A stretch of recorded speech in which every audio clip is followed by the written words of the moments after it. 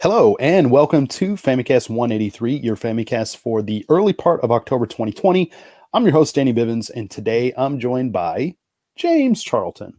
Hey, what's it to you? Yes. How you doing, James? Good. Good. I'm just, All right. I'm actually eating my Halloween candy a little bit earlier. Yeah? What you got? Pre-Halloween candy. Just some little gummy things in the shape of fruits. Okay. Yeah, Not very good stuff. Halloween-y, but nice try. Yeah, it's a pumpkin. Yeah, how's that? There it is. Perfect. And we're also joined by Ty Sugar. Hell yeah, reporting live from the landfill. That's right. That's right. So yeah, we're all here today and got another exciting show for you today. A little bit of news. We're going to talk about lots of cool stuff that we've been playing that we're going to be covering up in new business. Some garbage. James has been diving way deep in the bin lately. That's what they call me, king of the garbage. Got the garbage juice running down his head. It's just, That's right. It's just extremely putrid, but it is what it is. Yeah. But let's just go ahead and get things started with some new business. And James, what up? Would you mind kicking things off for us?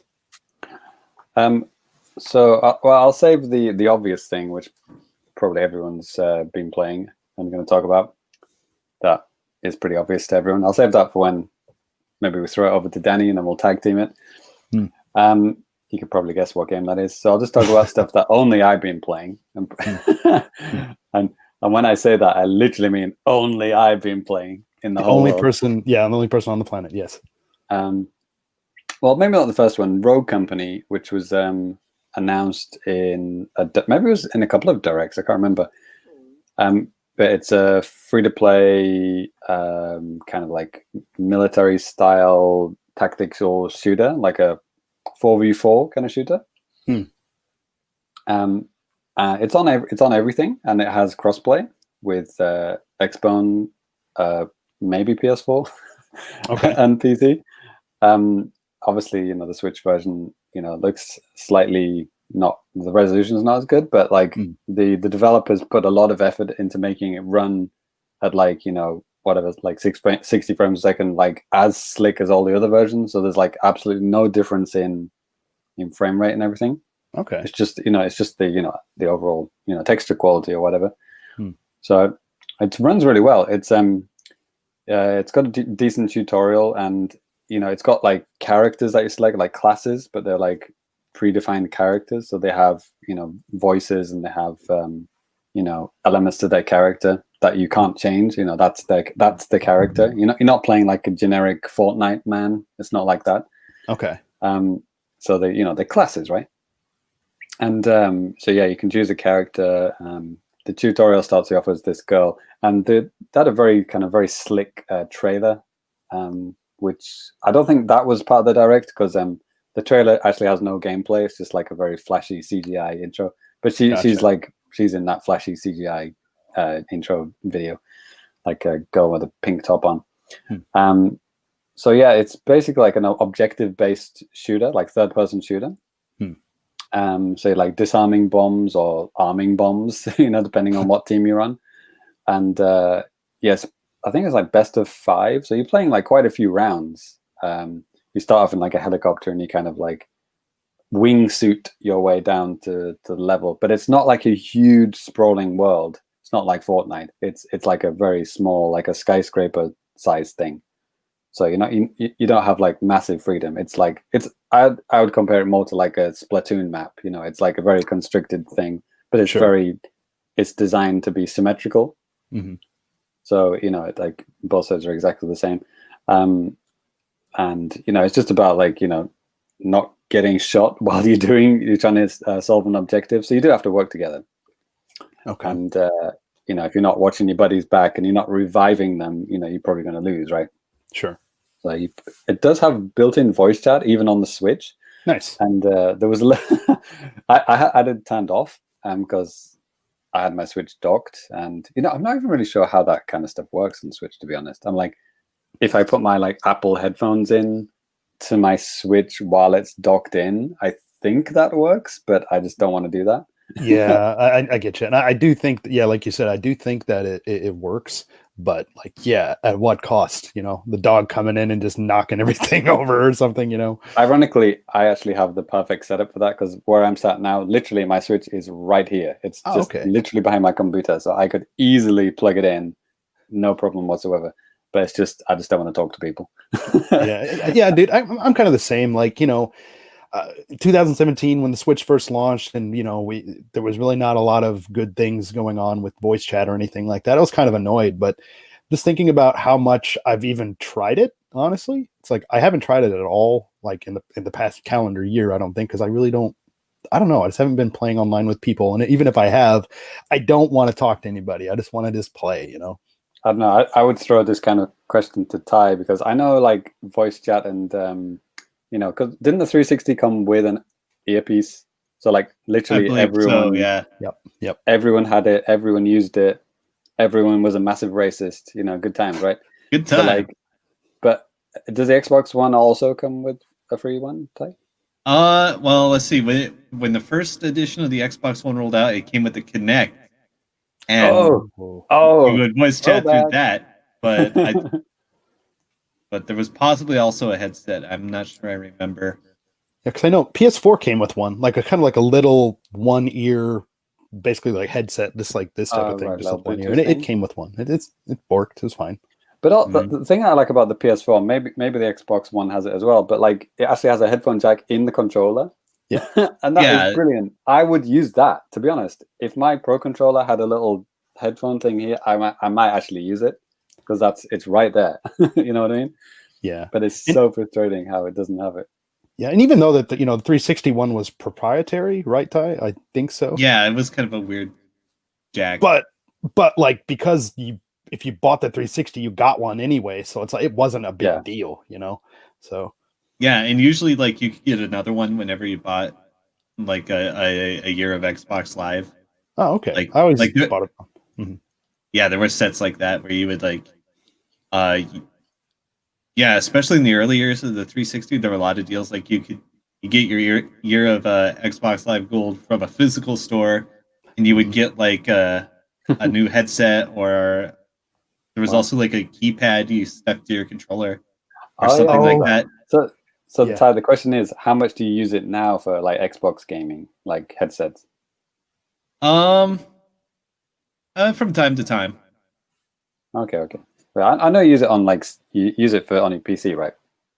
Right. But So like if I'm playing a game like for example Dead by Daylight and I make some new friends like in game, they'll like just invite me to voice chat. If it's somebody I know from outside of the game, like recently I just go right through Discord. right. So you're But using your sometimes I PC. still use the in-game chat. It's really convenient on Xbox actually. I just want to throw that out there. Is Discord part of? Is it integrated into Xbox? Uh Are you- no, Okay, talking about. unless it is, and I haven't used it. But no, I got my Xbox and my PC right here. Right. Yeah. So when I first started Rogue Company, I actually heard some people chatting, but it was like in the menus, and I was like, okay, this is weird. And they were talking about a game that I wasn't part of. So I think it was actually a bug, to be honest. So that I just turned off voice chat after that because I just didn't want anyone, screaming in my ear. Wild. Yeah, weird. This has been not in beta, but it had like a month where you could pay whatever 30 bones for it and get loads of whatever free gear and stuff like that. I know Cyrus did that with that Overwatch ripoff. Paladins? Yeah. I think he paid like 30 bones or something like that for it to play it, a month before everyone else. Best of luck to him. So Rogue Company has just come out of that month, so now it's free now. So, and I would say it's worth a shot. I mean, it looks good, it plays good. It doesn't look cheap. It plays like a $30 game, but it's free now, so you don't have to pay $30. So it's pretty cool. And yeah, I played another free-to-play game, but it wasn't as fun, and that was the tank game. What's it called? World of Tanks. Yeah, the one on the Switch is called World of Tanks Blitz, which I believe is based on the iPad. version. Ooh. And there are actually some things in the UI where they've kind of accidentally or just couldn't be bothered to remove the iPad. So you got it right there. Yeah. It's amazing. It's like, wait, that's not a Switch, that's an iPad. So yeah, I've got some videos of both of these games that I'm talking about now. If you want to check them out, Rogue Company is definitely gets my vote of those two. And yeah, the other stuff. I mean, I've been playing a lot of garbage for the Summer of Garbage. I'm not going to talk about the bad ones, of course, but it's always amazing when I actually do play a good game. It almost like stops me in my tracks. I'm like, holy shit, this game is not complete garbage.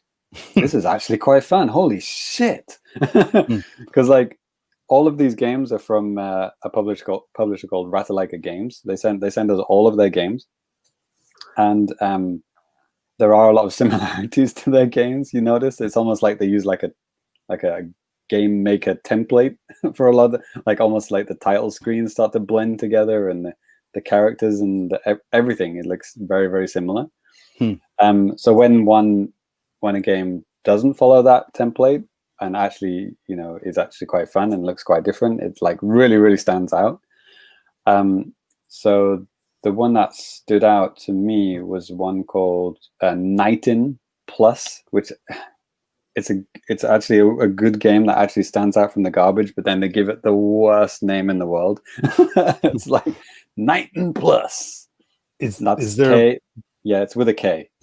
Does it make any sense given that you've actually played the game? Okay. Absolutely no sense whatsoever. It's like, well, you're playing like a little, it's like a Legend of Zelda, well, Zelda 3 kind of looking game.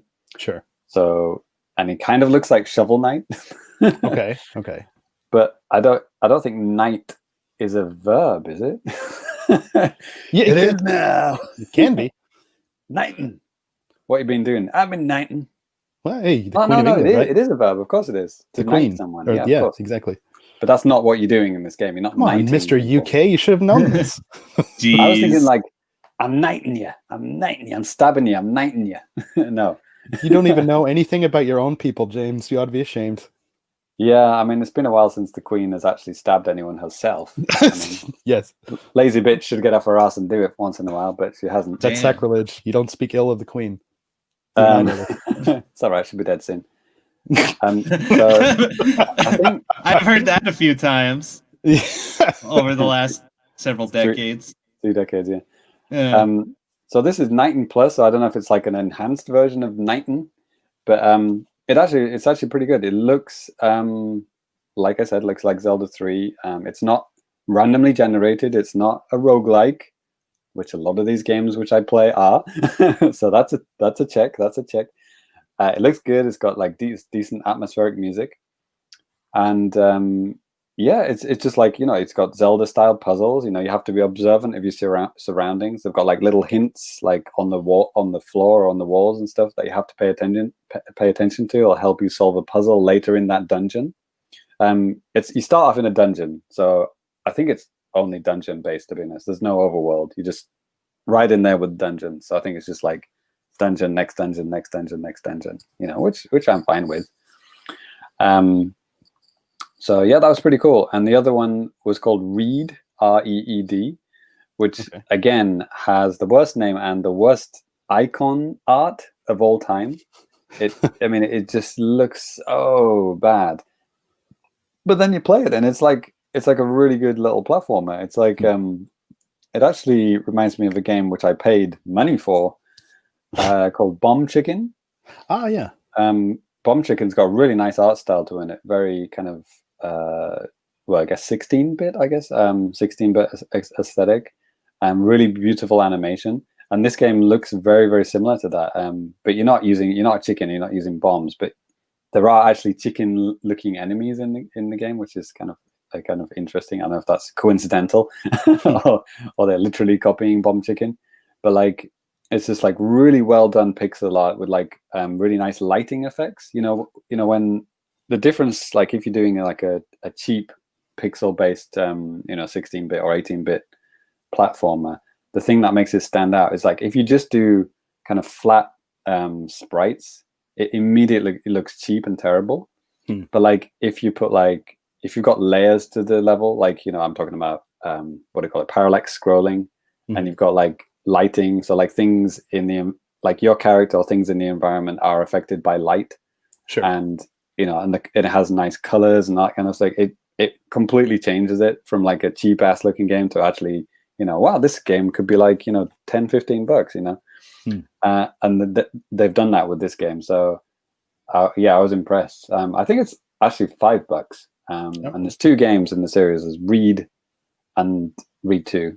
I actually played Reed Remastered, so maybe it's the best version. Play it.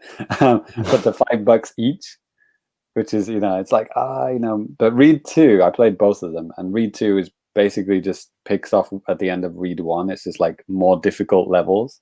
Okay. So yeah, I wouldn't really go straight into Reed 2. I'd play Reed 1, and you know, they look almost exactly the same. There's almost no enhancements to the second one that I can tell anyway. But that was really good. So I was happy with that.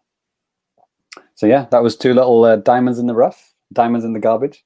You know, when I'm you know, rummaging through all this garbage, got like shit in my hair, and it's like, oh, little nugget just came out there. That's pretty good. Yeah, it's a pooper chocolate, and well, yeah, exactly.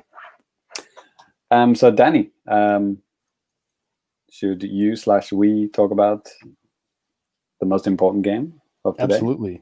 Absolutely. So I guess that officially brings it over to me. But yeah, this is something that James and I have both been playing. Ty, I don't know if you have, but this is, of course, Super Mario Brothers 35. Never heard of it. Mario Brothers 99, Ty. Oh. Yep. That one. Yeah. So, I mean, obviously, if you're a Nintendo Switch Online subscriber, you have access to this game. You know, I think everybody knows by now, but, you know, you're facing off against 34 other Marios, basically trying to be the last Mario standing. So, James, you got any footage that we can show the people? Yeah. Keep talking. I'll get it up. Okay. So, I was pretty excited when this kind of went live. I think it was the middle of a work day, and we were kind of having like, I think our Twitter chat that we have going or something. I think James like said, "Yo, it's live," and I was like, "Oh crap, man!" But yeah, I think, you know, obviously I had to wait till I got off work or whatever. But you know, when I got home, started playing and stuff, and yeah, it was pretty damn fun. And I know James did a stream of it that day, right, James? I did. Yeah, that was pretty cool. I was actually in the middle of a lesson. Like I was doing a Zoom lesson, and then I just got this pop up on my phone, and I'm like, and then like turning on my Switch. Good point, guys. Yeah, it's like I'm trying to like load it while it's in the middle of the class, and I was like frantically playing it like lunchtime or something like that. Because I think Japan got it like maybe 2 hours early or something like that. It wasn't very much. Yeah, even if it wasn't, I mean, a lot of people, at least in America, would have probably been asleep by the time it released. Right. Europe, I'm trying to think of what time it would have been over there. Maybe like early morning or something like that. But yeah, very early morning. Yeah. If you have kids, maybe you'll be up. Yeah. So like, yeah. So I think, so Ty, you haven't played it yet, man? Nope. Okay. Well, I mean, if you know how to play the original Mario Brothers, I think you'd fit right in. Because I mean, yeah, I don't think Ty does this. I don't think he's ever beaten it, actually. Cool story. No, I'm kidding. So I know you are. Everyone knows you are. Yes. So, honestly, to get like to number 1 here, it didn't seem as difficult as what it was, you know, in Tetris 99. I mean, obviously, you have you know, less people. So, I mean, that's probably part of it, I think. But James, I mean, what did you think, man? Did you think it was just easier overall or what? Yeah, I mean, it is cool seeing the 35 Marios being played in real time at the same time. I mean, that's technically like, you know, it's a pretty cool achievement. And by the way, Ty, I watched some YouTube videos of Mario 99. What a heap of garbage that game looks like. Holy shit. I mean, I know it's a flash game and everything, or browser game, but yeah, it's barely running. And it looks like fucking garbage. I mean, this is like an actual well-produced video game by the people who, you know, own the rights to the game. Mario 99 is just like some hacked together piece of shit. I mean, I mean, it's a good concept, but yeah, Mario 35 takes that initial concept and actually adds gameplay features to it, you know. So it is actually a game that's worth playing. So if you haven't played it, you should do. Like, you know, they got the you know, you are on a timer, for example. So if you run out of time, you die. And people throw enemies, like if they kill an enemy, the enemy gets thrown onto your screen. And if you kill those enemies, then you get time added to your time, which is cool. And, you know, if you get coins, if you pick up power-ups, even if you don't need them, that'll add time as well. It's like if you are Fire Mario and you pick up a fire flower, you know, that'll add like 20 seconds or something like that. Yeah, 15 or 20 or whatever, yep. Yeah, and oh yeah, coins. Yeah, getting coins will help you in other ways as well, right? Yep. What is it, Danny? Like if you get coins, you can buy stuff? So while you're playing the game, you can press the X button, and the X button basically allows you a random item from a mushroom, a flower, a superstar, Starman, or just like a POW block. And it takes like a second to get it like to go. It's not like instantaneous or something. It starts up and then it kind of cycles through randomly and you know, gives you something. So it can get tricky. POW like block, another one, right? Yeah. And it can get a little bit tricky too, because if you take a hit and you're thinking like, oh shit, I really need to get, you know, a fire flower or something like that, then you hit X, but you got to try to avoid getting hit while all that stuff's going on too. So it's kind of fun. You get like you're small Mario and there's like 15 enemies like coming at you and you're trapped, and you hit the X button. There's like you might be lucky and get like a POW and it'll destroy all the enemies. Yeah. Or, you know, something completely useless and it won't help you. Yeah. But yeah, fire flower seems to be the way to go. That's what's been helping me, because you can just like all the enemies that get thrown at you, you can just fucking wipe them out with the fire flower, right? Everybody, because because you can't really kill the buzzy beetles, like unless you kick them down a hole. But I don't know if that counts as a death. So I haven't encountered any of those at all in this game, like getting sent to me or anything. Oh, really? So okay, yeah, you get like Bowsers sent to you as well. Yeah. Apparently. Oh yeah, that happens. You can have two Bowsers at the same time. Yeah.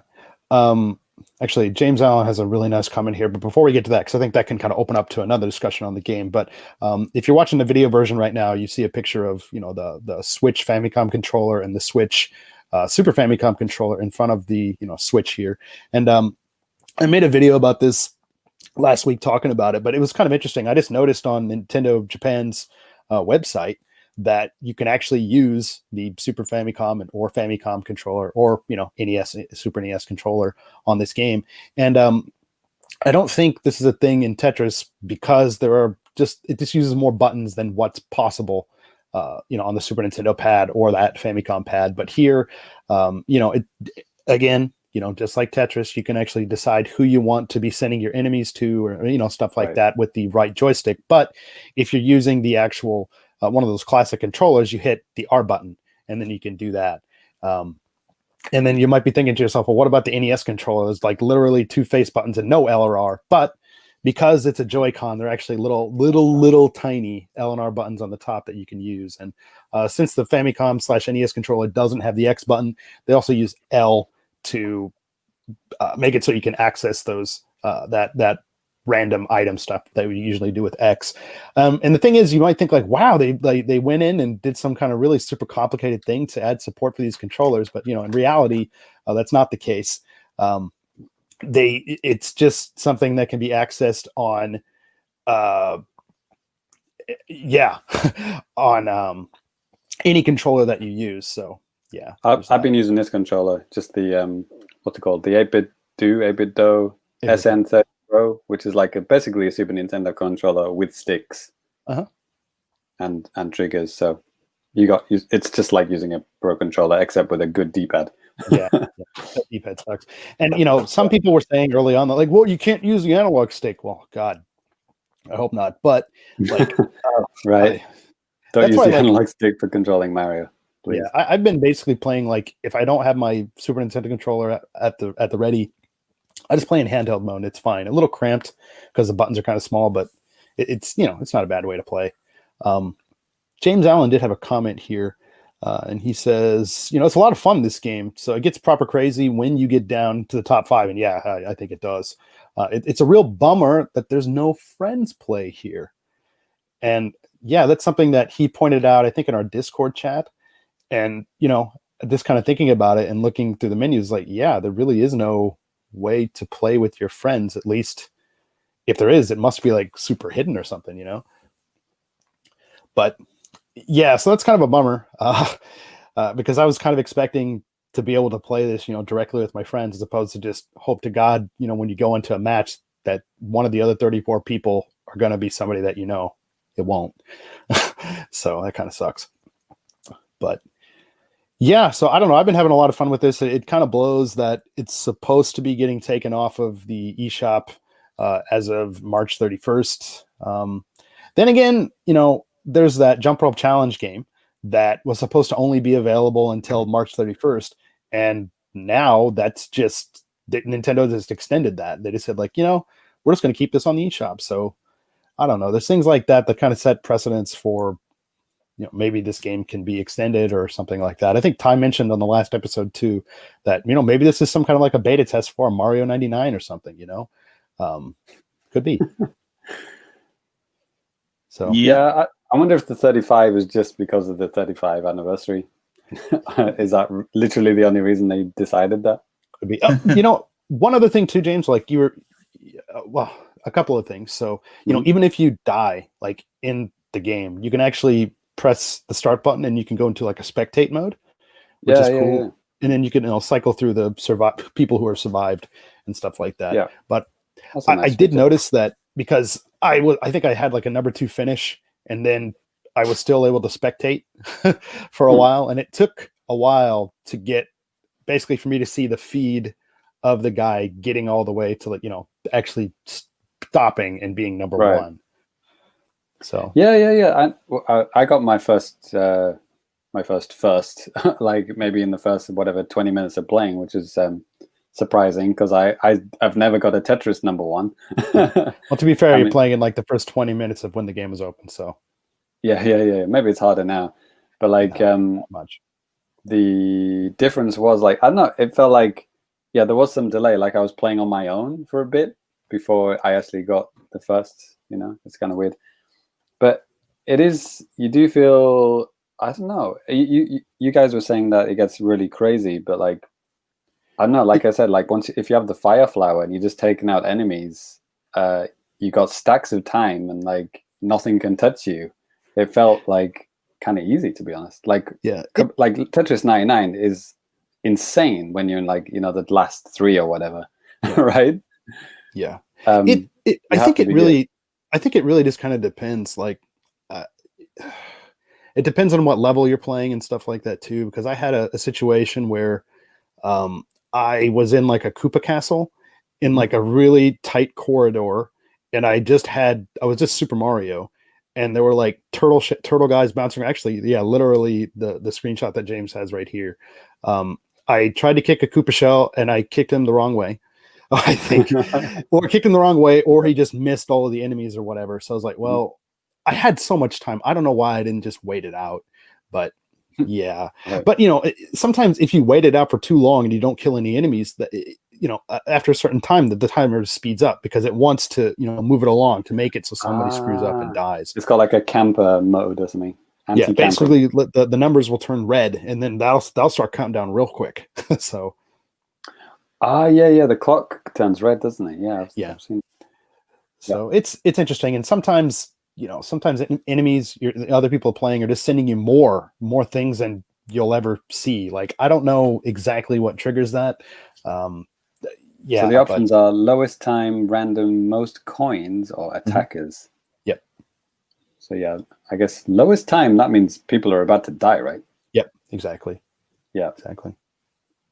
I don't know what the equivalents for Tetris would be there, Danny. Do you know off the top of your head? Attackers is one. Oh my God. Attackers and random is the same, but most coins and lowest time. Is it like most medals? Or most KOs, and that would be most coins then, wouldn't it? Maybe. Yeah. What would lowest time be? Almost dead. Basically, like the person who's closest to dying. I forgot what the wording is for it. Yeah, something like anyway. near death or whatever. Yeah. So there are some similarities there. There's another mode, is it called special mode? Yes. Where you kind of start off as Super Mario. Well, and like those things are going to change. Like they're going to be like events or whatever. Exactly. The thing with that mode is that it basically starts you out with something at the beginning of the match. Some of the examples they use are like either 100 coins, in the case of last week when it first started, everyone was Super Mario. But, then there's the thing that you can do, like actually before any regular match, you can like spend some of your coins and choose to be, Big Mario, Fire Mario, whatever. You can do that. From the start.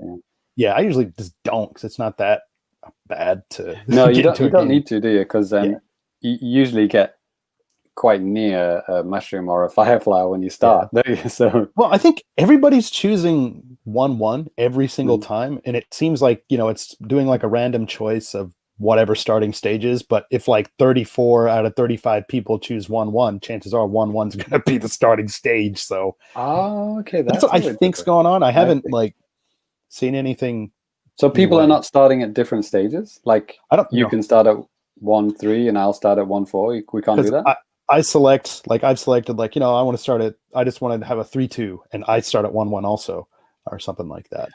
Okay, that makes more sense now. Yeah, because I thought that it wasn't doing the level that I chose. I mean, I don't know Mario Brothers 1 as well as you guys, so I don't know the difference between like a 2-1 and 2-3. It's like I don't know, like just by looking at it.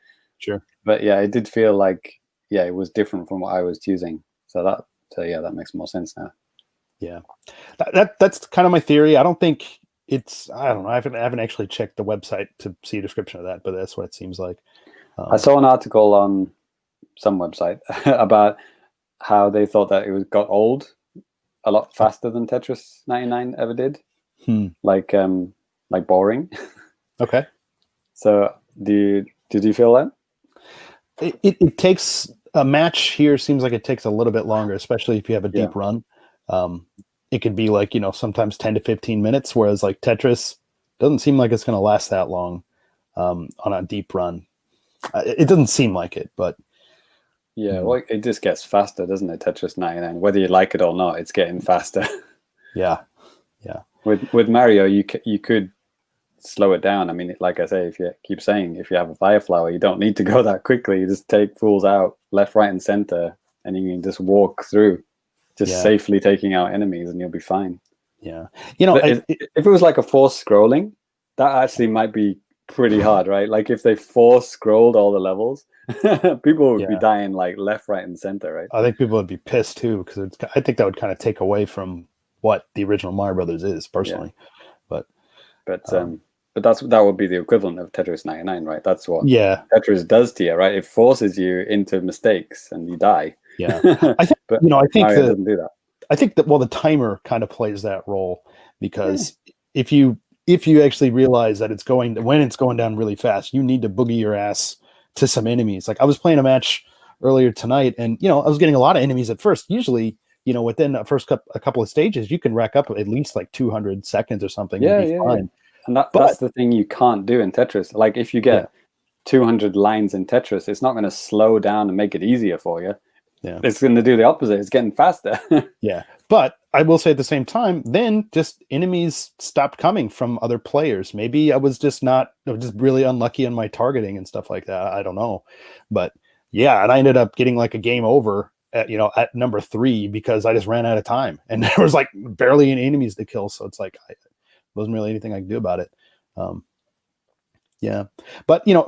for me, it's kind of like with Tetris. I think this is something that I'll be going to just in bursts and stuff like that. Just something to play to kind of like take my mind off of whatever. It's kind of like how I've been treating Tetris, especially over like the past year, just playing it like that. So, but yeah, even I've gotten a number 1. I've actually gotten 5 times, which is nothing compared to guys like Justin Barubi on Nintendo World Report staff got like freaking, I don't know, 30 in a row or something. So. Right. Yeah. Those stats. He got like 1 second or something, and that ruined it.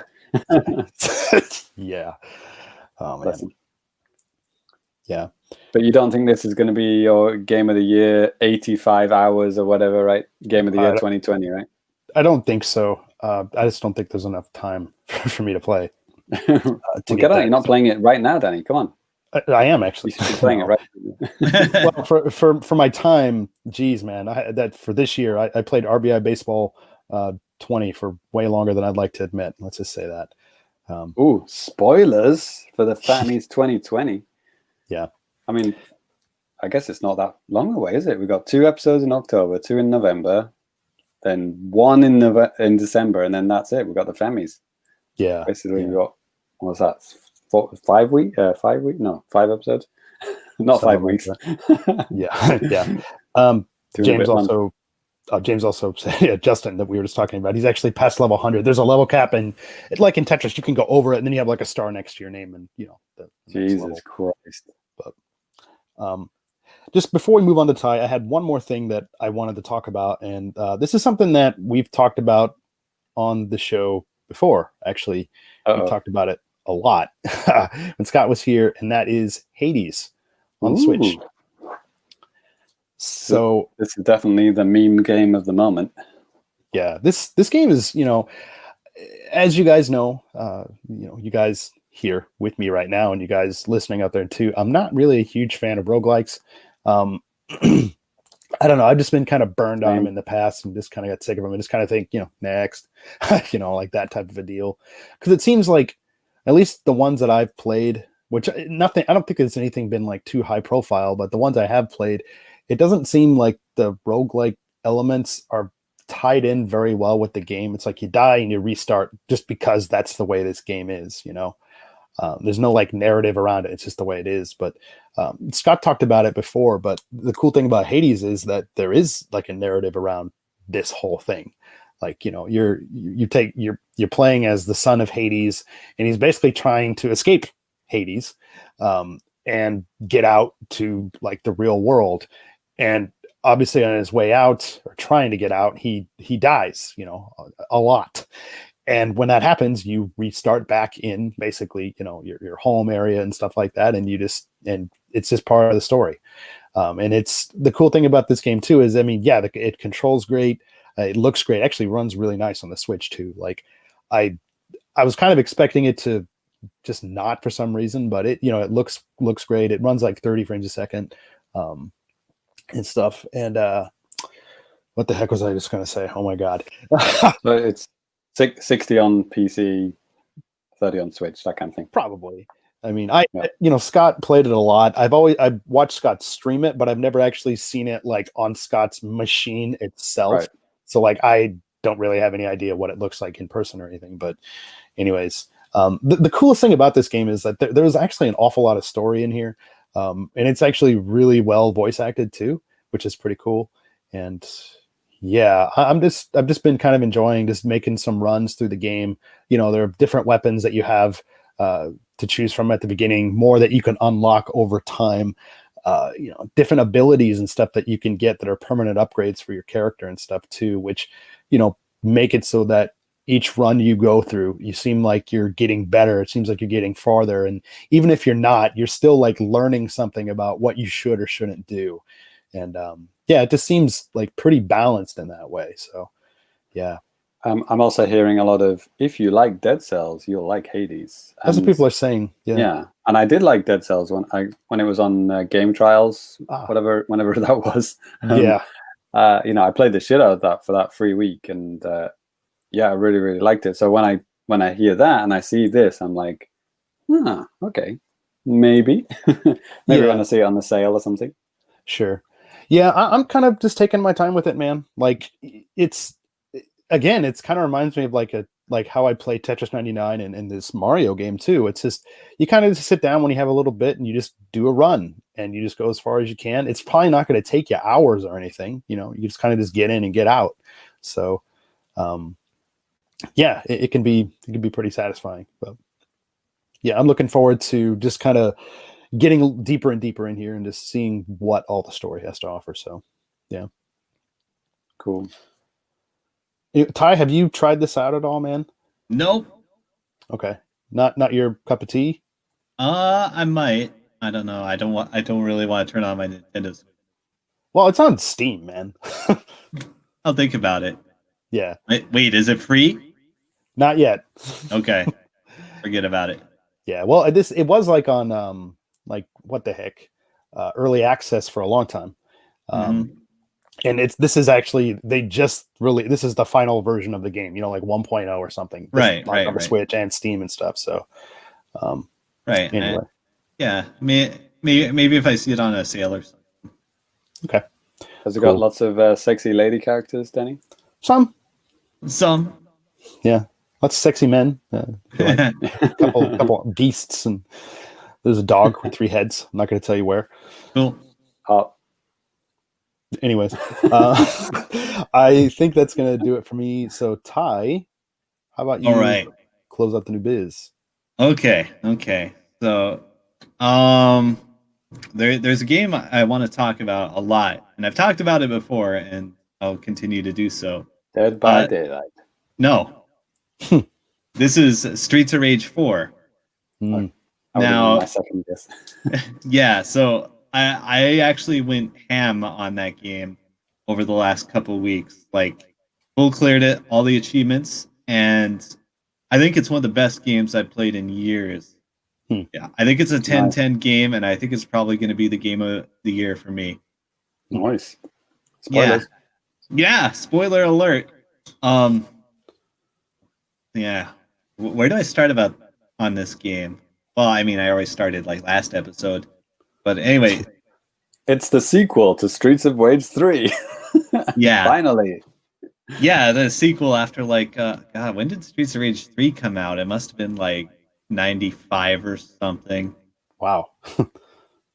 Well, anyway, let's see, the game is beautiful, but like of course it just plays so well. It feels so good to play.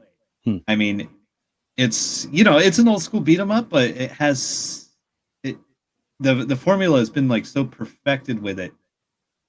There's actually like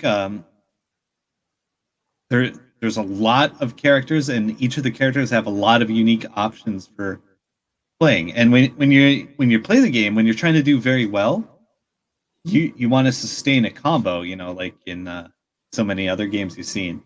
Sure. And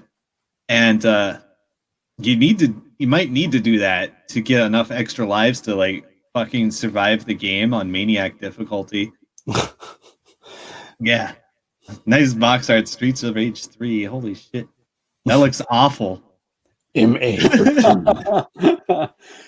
It came out in Japan in 94. Yeah, that's pretty close. March 94.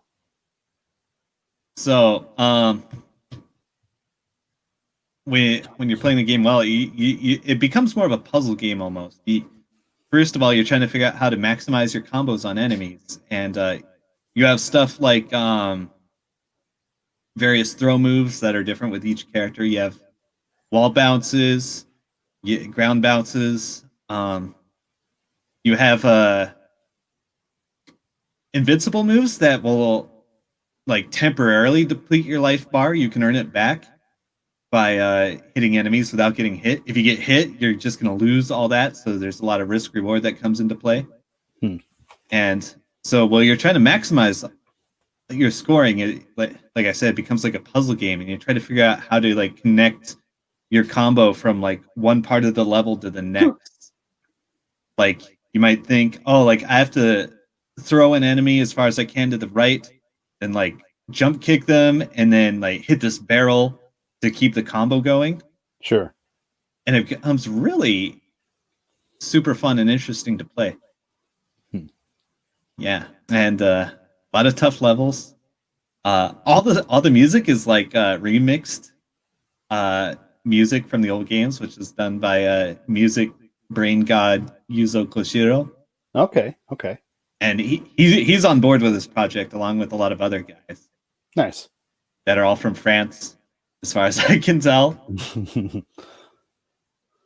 But animation is beautiful. It's all hand animated, super nice. Like all the backgrounds are hand drawn and hand painted. It's fucking amazing. Yeah, it definitely has a really clean look just from like watching gameplay and stuff like that before. Yeah, definitely, man. Yeah. So you should get this game. Yeah, yeah. Yeah. Oh yeah. Streets of Rage 4 combo video with Justin Wong. Okay. He's your friend, isn't he? Yeah, best friends forever. So I think I briefly mentioned there's a lot of characters. Yeah. There's like 4 main characters, then you unlock like a 5th main character, I guess, and then you start unlocking all the fucking retro characters. You can play as any version of any character from any Streets of Rage. Oh, that's cool. And yeah, they all play differently, and it's pretty wild. Some of them are kind of busted, but it's great. Yeah, see, he's playing as fucking Dr. Zan from Streets of Rage 3 there. You can tell he's like just this pixel art guy. Okay. Yeah. Okay. Yeah, and that's like Pixel Axel. That's like Streets of Rage 3 Axel, I think. I'm not sure. Or 2. But yeah, you do these huge fucking combos and you try to sustain your combo. And it's pretty awesome. The enemies in this game are pretty wild too. And there's secret retro boss battles. Ooh. Yeah, and those are tough, but they're great. Oh, and this game also has some of the best dynamic music I've ever heard in a game. Oh, really? Yeah, it's so good. Okay. I wouldn't. That just didn't come immediately to mind for a game like this to have like some kind of dynamic music system. Oh, it's definitely there. I would recommend just like watch a video of. I'm not sure what my favorite level is, but I think it's probably level 2, the police station where you fucking punch out 100 cops. It's great. Yeah, and I think I mentioned before when you have like cops and like generic criminals like on the same screen, they fight each other too. Oh, really?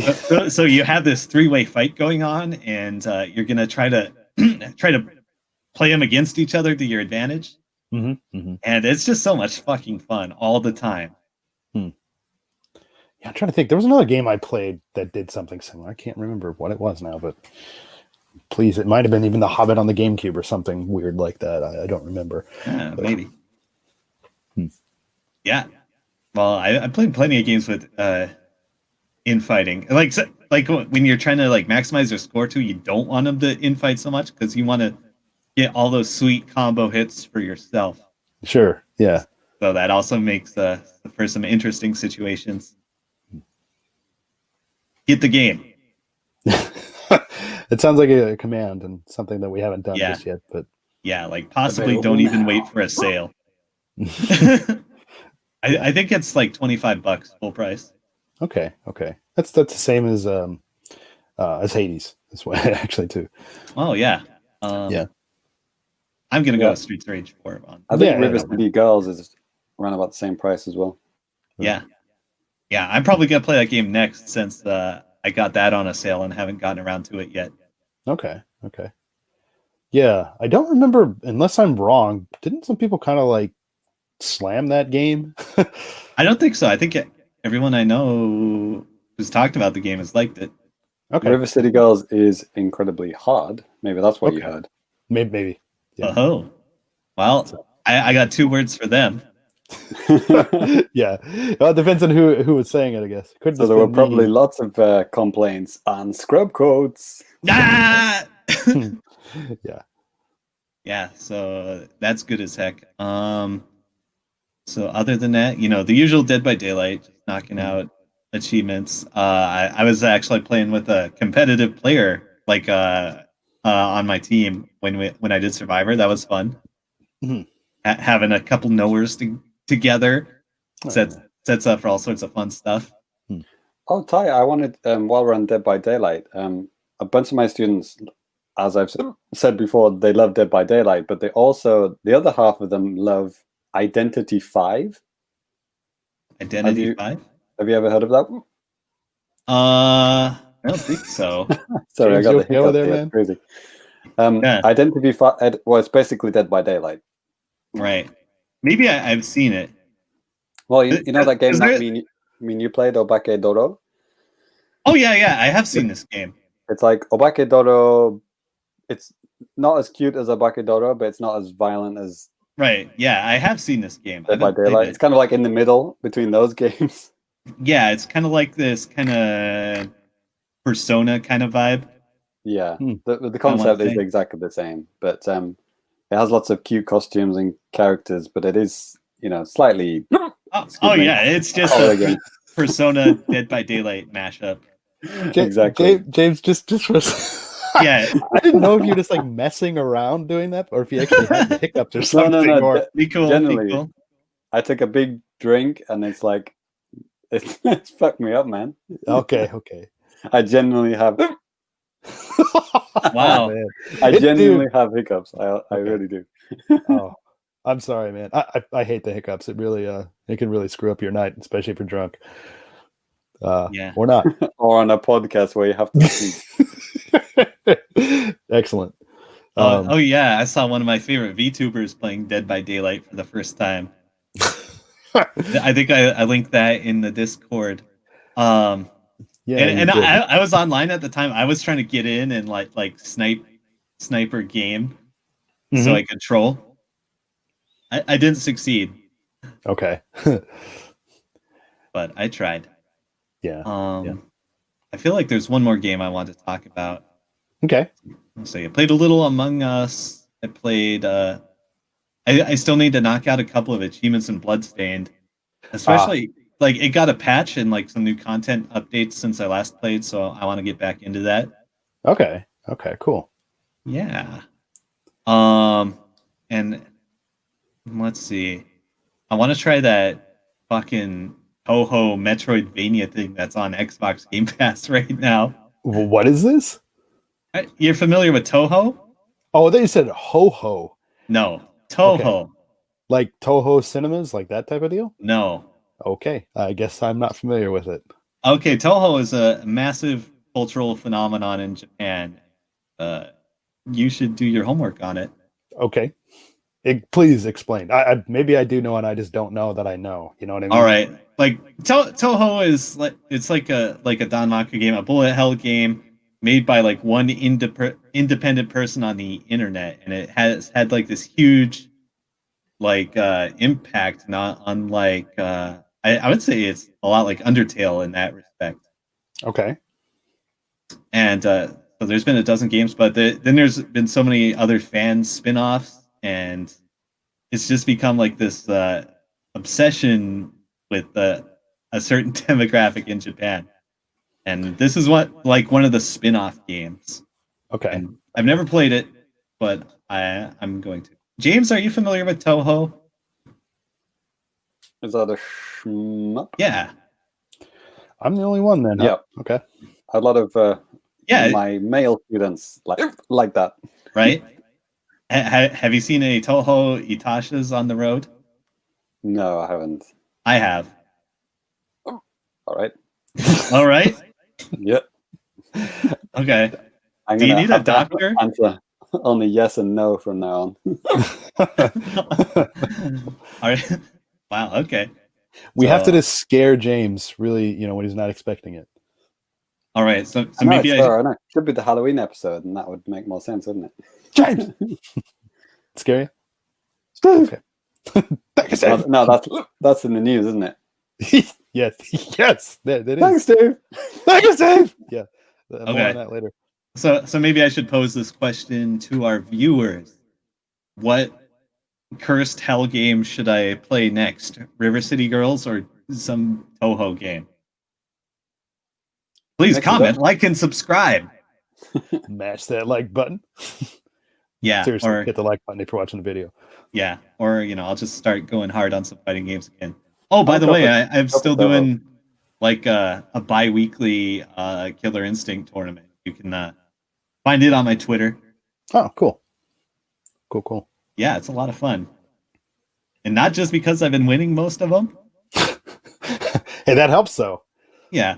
Like all of them, I've either won or lost in the first round to the guy that wins. That yeah, man. Like it's like the Ranma tournament, man. Like Yeah. You lost to the guy that won the whole damn thing. So it's like, doesn't. I mean, it sucks, but like it kind of sucks when it's single elimination. But like if there's one like every 2 weeks, it's just like, okay, who cares? They'll get them next time. Yeah. So like I'm kind of a fan of single elimination. Like if it's like weekly, but otherwise, I prefer to do double elimination. How about once every 4 years? Ooh, do a round robin. There it is. Let's have a week-long tournament. Holy shit! Let's do it. Cool. I think I'll do it. But you know me, I'm always playing games. Oh yeah, for sure. All right. Well, I think that's going to do it for new business. So next, let's go ahead and move on to now playing at thefamicast.com. Next, now playing at famicast.com. Lots of stuff going up on the website. Lots of stuff going up on YouTube. Lots of stuff available right now to our patrons. First of all, just want to thank those guys out there for always supporting us. We always appreciate that. But, we appreciate any kind of interaction from the fans and stuff like that, too, because that's what we're doing this for. Hopefully it's something we're doing something that you guys out there can enjoy. But I'll go ahead and just kind of kick things off. So for our patrons, I just put together the games that made us Volume 10 Danny, Episode 3. With Ty here, we recorded me and Ty talking about some games that kind of helped shape me into the gamer that I am today. So if you're one of our patrons, you can actually have access to that. And like, geez, James, how many other videos is it at this point in podcasts? Like, we're getting close to 60 podcasts. Yeah, tons. Yeah, but videos, exclusive videos. I lost count. There's a lot of exclusive videos. Yeah, but yeah, people usually come for the podcast. Yeah, I don't think we've shielded our Patreon that much recently, have we? No, we haven't. So like, I mean, yeah, tier $1, you get to join the Discord, so you get our videos early. Yep. Tier 2, you get for $3, you get all of those podcasts and exclusive videos that we talked about. And then we'll check the Patreon. But if you want to do higher levels, there's even more cool stuff. Excuse me, you can get like mugs. I mean, I wish this was one of the season 4 mugs, but it's not. There's no Famicast written on here. Yeah, excuse me. It's a shame that you don't have any Famicast mug at all, James. Really, Yeah, it is. It's almost like somebody got one for you and just didn't send it to you. I mean, that'd be the worst. Exactly. What kind of a person would do that? Here's me with my season 1 T-shirt as well. God. Nerd. Just to kind of continue on here too, we do have I have a couple of other things coming up here. I just put together like this. I don't know, depending on if people like it or not. I'm making this series about the N64 version of Animal Crossing, about the events that show up in the Japan only version of the game. By and large, pretty similar to what's in the GameCube, but a little bit different, obviously in Japanese. So I hope you guys enjoy that. James, did you want to pimp out a few things? Do you want me to just to do it, or can you? I will try to do it myself. Okay. Let me just take a breather here. Sure. Okay, so I've got a Smash reaction video with Ty. I've got another vlog, and I have we are going to do game night number 6 is happening in October 2020. Ty, we did a react video together for Minecraft. Steve. Yeah, it's a great video. You should watch it. Yeah, I checked it out myself. Actually, you guys did a pretty good job. Pretty good job. Thank you. Thank you. And my vlog is about the biggest Mario arcade game in the world. And it's basically a tour of my local arcade, which popped up. I think I briefly mentioned it in the last episode. And it weirdly has a Capcom store in the middle of the arcade. Yeah. So yeah, check it out. It's kind of worth a look. There was so much weird stuff like inside of that thing. It didn't even make any sense how all of these things should be in there. But yeah, you guys should definitely check out James's video. It's a cool series. Just a lot, going around Japan. Obviously, it's a little bit limited with what he can do, but He is risking his life for you. Yeah, it almost looks like I was in like a Chinese market or something like that. Like how many random shit was in this place, but it was all legit. It was all legit. It was expensive stuff. It wasn't cheap. Yeah. There you go. James Allen. These hiccups are going to sound awesome on the audio version. Yes. I'm not going to edit I them apologize. Okay, dude, it happens. Right. Did you mention game night? Sorry, I was kind of like clicking around, doing stuff. Yep, game night. Well, James Allen just reacted to it in the chat, so I did say it. It's happening. Game night number 6, Exhibit autumn. A. There it is. Yeah, we've got. Well, we wanted to play Mario 35, but then they didn't put a bloody friend match in it, so that's down the drain. Yeah, but we got other games to play, and as always, we ask our patrons which games they'd like to play, and we'll do that. Right. Yep. Cool. Well, all of this in there on the diagram. That's right. That's right. All right. So next up, we have the James. JAPANews. That's right, everyone. This is the time of the show where we're going to be talking about all the latest and greatest goings on in Nintendo and games in Japan, or none of those things, or something. But yeah, lots of, not really, actually not that much, some news to cover this time. But I thought we'd maybe kick things off by talking a little bit about Smash, because that's definitely a hot topic and something that some of us here have opinions on, and that person isn't me. So just kind of opening it up here a little bit. So, I mean, Ty or James, do you guys want to just kind of kick it off? Oh yeah, maybe I should give James a chance to recover here. No, let's have James go ahead. Let's go. No, that's okay. Ty, go ahead, man. All right. So, as you may have heard or seen in our lovely Reacts video, there's a new Minecraft character coming out like next week.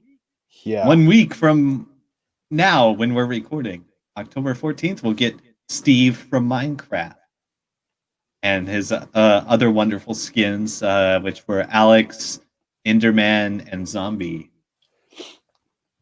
That's cool. Yeah. They're all the same character, whatever. Yeah, and I believed he would be put into Smash. Mm-hmm. I believed with all my heart, and I was proven right. There it is, yet again. Yes. I believe I can Steve. Right. Yes. Characters who are not in the game and have been relegated to Mii's are Travis Touchdown, Bomberman, Creeper, other Minecraft guy, and Gil from Tower of Jiraga. Yeah, that's a game, right? I mean, I'm pretty sure. Yeah, that's a real game. I've seen it referenced in a number of games. I believe it's more popular than any of us would expect in Japan. Yeah, because it's been on, I know it's been on 3DS Virtual Console and Wii U Virtual Console. It's like one of those games for like Nintendo World Report. I remember entering in a lot for like all the different releases of it and stuff. And people in the West obviously probably didn't care. But yeah, nobody knows what this fucking game is in the West. Yeah, yeah. But I recognized it instantly because I'm a huge nerd. Yeah, I knew the name. Yeah, but I was like, yeah. And our best friend Sakurai showed some neat looking amiibos in the Minecraft stream. Yes. Yo, Terry. Yeah, actually, I'll pull that picture up here just a second. But yeah, actually, the amiibo actually looked pretty damn good. That's like the crazy thing about amiibo, right? Like whenever, and I think who the heck mentioned this? Maybe it was on our Discord.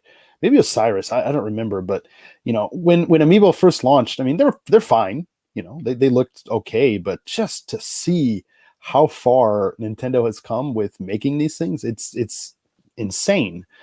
Just the amount of detail on some of this stuff is just crazy. I really talking about like first run Princess Peach, which looks like a fucking dollar store like doll, right?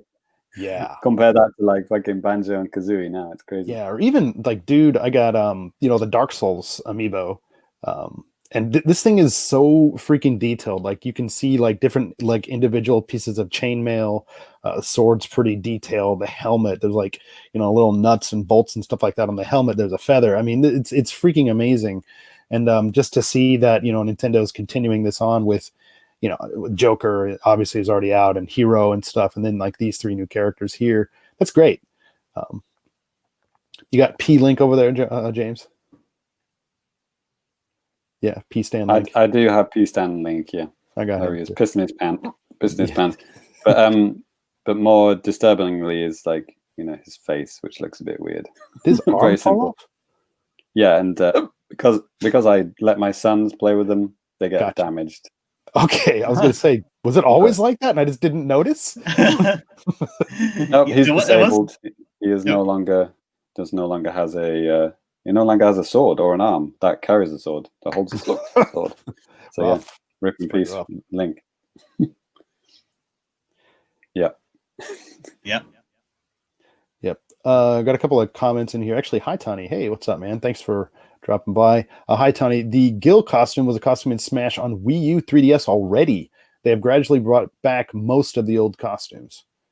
And he says, also, hi, late for the party. Lol. Yeah, welcome aboard, guys. Him, James, Alan's there. Chris Volok's in the chat here too. Everybody's kind of just hanging out. So if you guys have questions or comments, be sure to just drop them by too. Where I'm checking them, at least. Ty's probably going to, and Philamax was here even before we started, which is pretty cool. Yeah. So I mean, just for being in Smash Brothers, I guess. I mean, you guys pretty much said it like in the Reacts video and stuff, but I mean, you two didn't sound like you were too negative on it. You sound like pretty positive on the whole thing. Yeah, I'm down. I'm down for yeah. It definitely seems to be the most in-depth one. I mean, I watched the rundown of the character, which was like 2 days after. Yeah. Me and Ty didn't react to that video. We react to the actual reveal trailer. Sure. But the breakdown one was like 40 minutes or something like that. Yeah. And that was incredible. I think Cyrus, the ghost of Cyrus does hang around with us sometimes. And sure. Even he chimed in is like, wow, I usually turn these things off after like the first 5 minutes, but he watched the whole thing. It was super fascinating because Sakurai just kind of randomly dropped in this one line that he said, like, we had to redo all the stages because of Steve. And it's like, what? Like, what? And then he actually explained all of that in the longer version. And it's like, holy shit. I had to add things to mine, like on every single stage. So like, like they've actually thought about putting different elements into the ground. And it's different on every stage. It's like insane. Yeah. I saw that part too, and that is pretty insane. And just thinking about how much time, I mean, it's easy just to be like, yeah, that'd be a cool character to have here in the game, but to actually then have the programmers to go out and figure out all of this type of like, not ticky-tacky, but all this different super detailed stuff, and then to pull it off, it's insane. And then for the tournament level players, they've actually, for the Omega stages, they've actually it's not random, it's like a set number of elements in the stage that you can mine, and they don't change no matter what stage you're on. If you choose the Omega versions of the stages, the final destination versions. Yeah. So yeah, he's even thought of that, which is pretty cool. Cool. But yeah, it's insane. Like the little craft table that you can just make for yourself, and you can spawn wherever you want, and you can level up your swords and craft things. You're actually doing Minecraft things in Smash Brothers. It's pretty crazy. Yeah. It's going to be very interesting seeing what the pros do with this character. Yeah. It is always kind of just crazy to think about what people that are really good at the game do with this stuff. Because I mean, it's thinking about all the characters that we have, that we've had up to this point and stuff, and just seeing what they're able to do with some of those guys that things that maybe like we wouldn't even think is possible. People are doing this type of stuff. It's always pretty crazy. Yeah. I could see Steve getting some serious nerfing after he's been out for a few weeks. Yeah. They seem to be pretty good about that stuff, though, as far Yeah. as I can tell. I mean, unless I'm completely wrong, Ty. No, you're fine. Okay. Just don't want to get scrub quoted here or something, you know? It's, yeah, it's got some very interesting moves. I mean, I've never played. I mean, I've played, I don't know what, 5 minutes of Minecraft on someone's like iPad once, but I've never played it like properly. Yeah. So I didn't get all the little references. Maybe Ty did. Yeah, I got it. Not the ones from like the spin-off games, like Dungeons and Story Mode and whatever the other one is. Oh yeah, he said the music comes from those games because the original Minecraft didn't really have music. Yeah, Okay. I mean it has like really soft music. Okay. It doesn't really fit Smash at all. Okay. Right, so they're using the Minecraft Dungeons soundtrack. Right. Remixes of those, yeah. Yeah. I think it's like maybe 6 remixes which they've done, which is pretty cool. And the stage has got like 6 versions of it. Right. Biomes, is it? Yeah. Biomes, yeah. Yeah, I kind of have my fingers crossed for like RNG stages like that are like procedurally generated like Minecraft actually is, but that was not the case. So there's like 6 remade versions of the Minecraft stage. Okay. Man, that would have been wild though. The RNG element is like what the stuff in the ground, right? To a degree, there's like you'll get like certain elements from or certain items from different objects that you mine. Like you talked about it, like all the different stages, like the different environments give out different things. Like if you mine like a stone pillar in one of the Zelda stages, you're gonna get stone. If you mine like one of the fucking ships from StarCraft, no, Star Fox, you're gonna get metal. StarCraft character confirmed as next DLC character. Yeah. StarCraft 64, the cartridge confirmed as the next DLC character. Got it.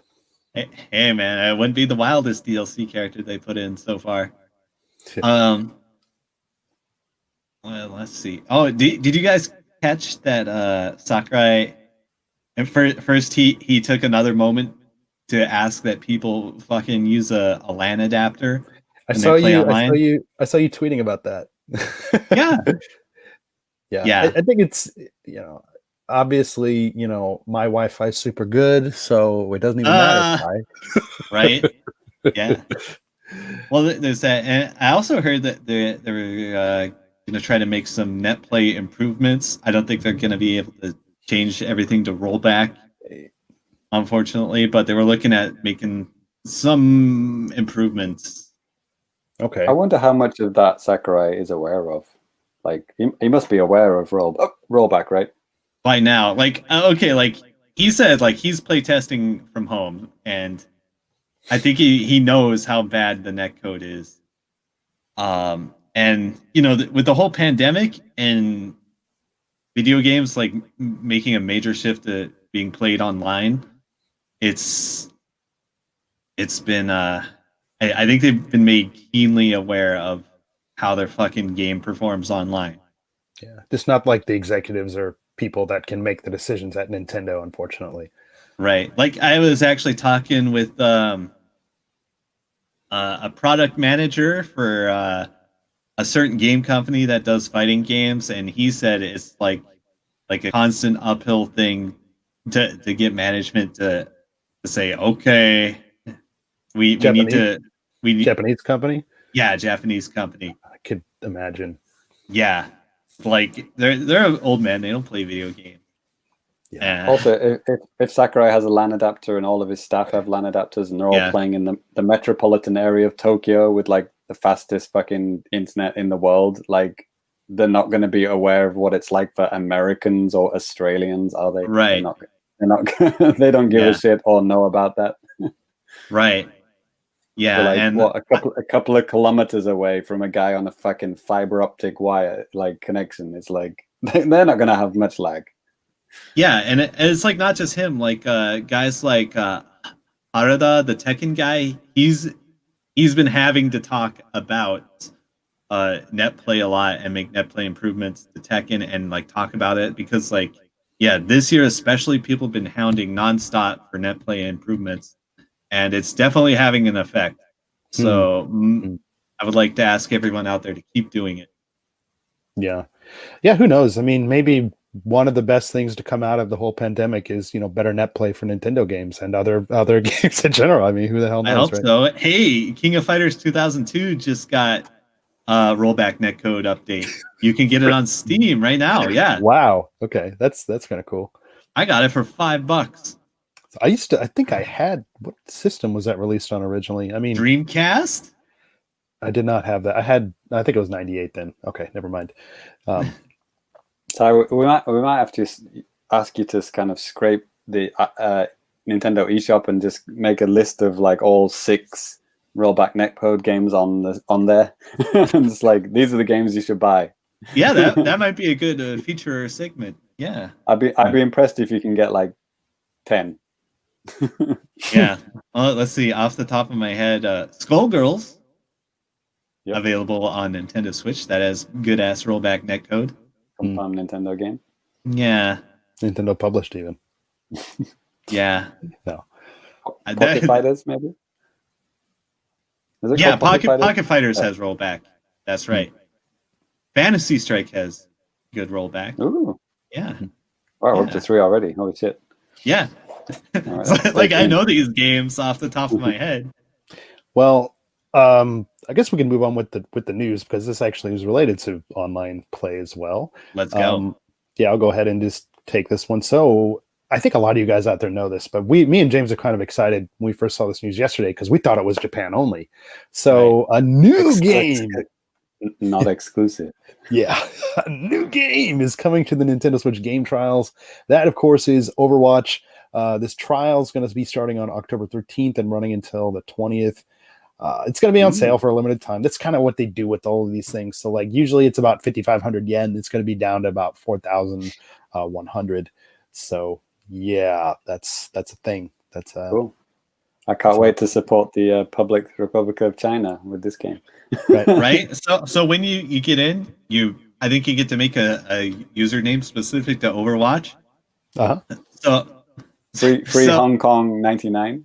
Yeah, you should do that. You know, death to PRC or whatever. Yeah. Right. Yeah. But yeah, this is the only way I would play this game. Is that it's literally free.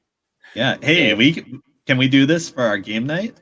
Depends on the timing. Like, we're still, like, if you guys out there are patron and you're watching, we're still kind of trying to decide a date. So sound off on our Patreon post and let us know what you guys think, because if we do it on the weekend of the 17th, 18th, then it would be in the free trial week. Yeah. Sorry, this feels like an off-air conversation, doesn't it? Yeah. Sorry. But no, just saying. And yeah. Okay. Yeah. And if you want to play Overwatch with us, join our Patreon for only $1. I think my hiccups have stopped. I haven't hiccuped in like maybe 5 minutes. Don't jinx it. Okay. There you go. All right. Well, this kind of continuing on with the news. I think, we Ty tweeted this or messaged us about this earlier in like our private chat, but there is a Nintendo Treehouse live event that's set to start actually in like about 4 hours or something, 3 or 4 hours from right now. And this is going to be it starts at like 2 a.m. for us, so we're probably not going to be watching that live. But I mean, I try to convince these guys. I said, come on, we can start the podcast at 3 a.m. after the live stream's done. Okay, I'll tell you what, guys, this is going to do it for Famicast 183. Now tune in for 183.5 in 3 or 4 hours. We wrap up at 5 a.m. Go to work at 6. What's the problem? I just don't understand the issue here. You've got a good point. No, but so yeah, they're going to be talking about Hyrule Warriors: Age of Calamity, which I don't see what could possibly be different from what they showed at TGS. Just the English version, maybe. Yeah, more of the English version. And then also showing off Pikmin 3 Deluxe. So that's something that hasn't been shown off, though, A little update on the Age of Calamity thing. I might end up getting it because I'm kind of forced to. I've been talking about Danny with this, but like I got the I forgot what they call it now, the game voucher system. I actually got one. I got one from each region. I got one, not from every region. I got one Japanese one, and I got one European one. Sure. And I used my European one. I think I got Dragon Quest 11. Okay. And maybe Luigi's Mansion. So you can get like 2 games for like whatever it is, like $40 each, like a reduced price. But my Japanese one, I used it for like maybe Mario Maker, and then nothing came out that I wanted. And it's like a year later, and we're coming up to it. It's like November, and I have to use it by November, and it's like every first party game that came out this year, I'm like, not really my bag, man. And then it's happening again and again and again. So because it's the Japanese one, it is the British one. I got it mixed up. Okay. Sorry, I already used my Japanese one.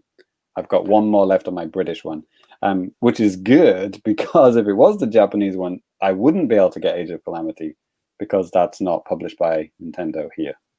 Right. But it is published by Nintendo in Europe, so that does count under the voucher system, so I will be able to get it. And that's literally the only game that I'm interested in, even vaguely interested in this year, because I'm not interested in Pikmin.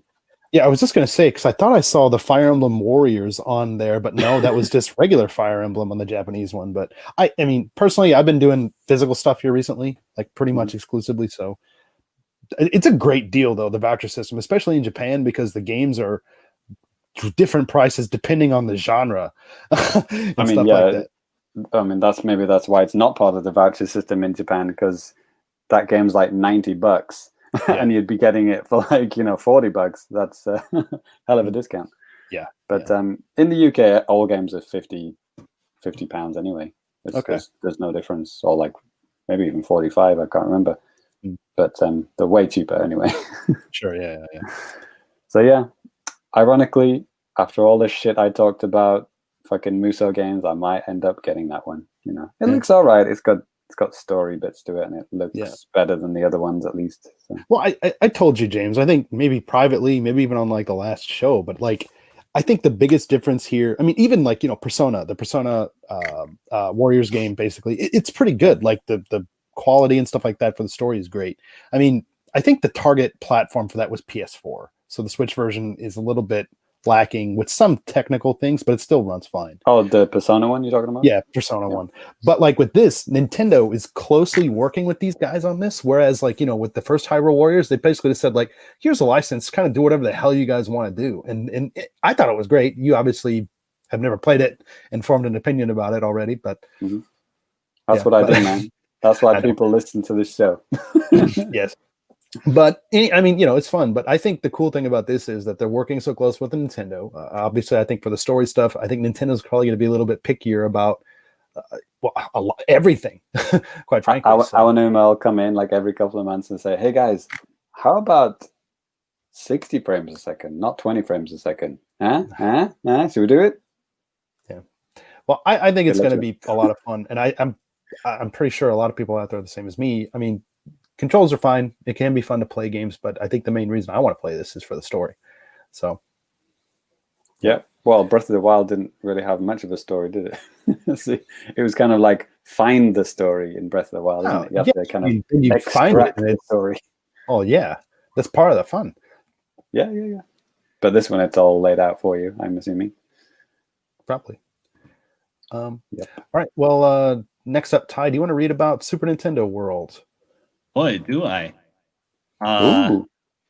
Yeah, in Osaka is now set to tentatively open in spring. Yeah, who knows if that plan will come to fruition. We'll see. Tentatively. Yeah. Ooh, a special Mario-themed cafe. Wait, is this real?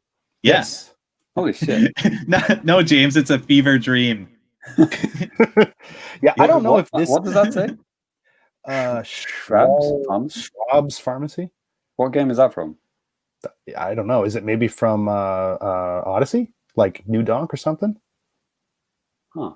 Like One Day Photo. That font where it says One Day Photo, it looks like something straight out of New Donk. Yeah, it could be. It could be a New Donk street. Could be. I don't know. I'm just kind of talking out of my ass, but yeah, go ahead. Art Deco stuff going on next Yeah. door too. Ooh, I like it. Is that a mock-up image? This What- image, it says in Japanese image this. So these are just kind of like mock-ups. Yeah, this one too, excuse me. It's just some kind of a mock-up image, but some of this stuff, go ahead, Ty, keep. All right. Sorry, man. Wow, I'm super engaged in these photos, right? Yeah. Like even the stools, they look like little mushrooms. That's Yeah. amazing. Yeah. Far out.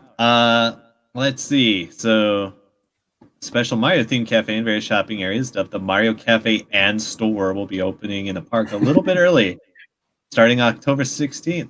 That's next week. Yeah. Wow. Wow. Are they really opening? Okay. Also, the It's cafe like- is opening earlier. Right. Yeah. I Right, mean, okay. I'd imagine, if you think about it, I mean, this was originally, the whole area was supposed to be opening up in the summer. So there are probably Yeah. some things that they can just, crap out like pretty quickly. I think a store and like a cafe or something that, kind of like a little bit easier to do. Yeah. They yeah. start trying to recoup some of those costs. Right? Yeah. Shit. Damn. Yeah. I would hate to be involved with the financials in any part of this. Probably Right. a nightmare world right now. Yeah. Ooh, that looks delicious. Yeah. Yeah. They also have like a bunch of different, they showed a couple of different like snacks and stuff like that. Like what we have on the screen right now for the video viewers is like this Super Mario like cream and strawberry. I don't want to say sandwich, but like kind of like a sweet type of a deal. That looks fucking amazing. That is very Japanese, isn't it? It's a cream strawberry sandwich, like literal bread, right?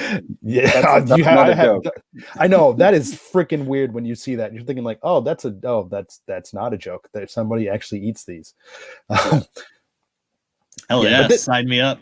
Yeah, this actually looks kind of tasty. Is it? I guess it's like a waffle or a pancake sandwich kind of thing. I think pancake would probably be the closest thing here, like a red pancake that looks like Mario's hat with an M on it, and it says "Whose cap?" That's awesome, man.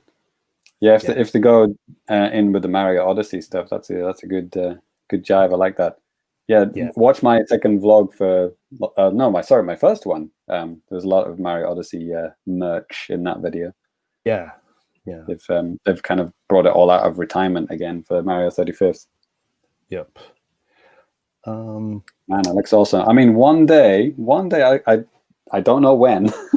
It could be 2022 at this point, but one day I will do a vlog from Super Nintendo World. I do want to take the family there, but dude, God knows we're not going to be. Yeah, it kind of sucks. Like my wife and I we have been since like 2017 or 18 doing like a trip in February because there's usually a 3-day weekend and stuff, and it's just perfect. And we've done it. We did it this year too, right before the shit started hitting the fan, with the pandemic and stuff. But you went into Osaka?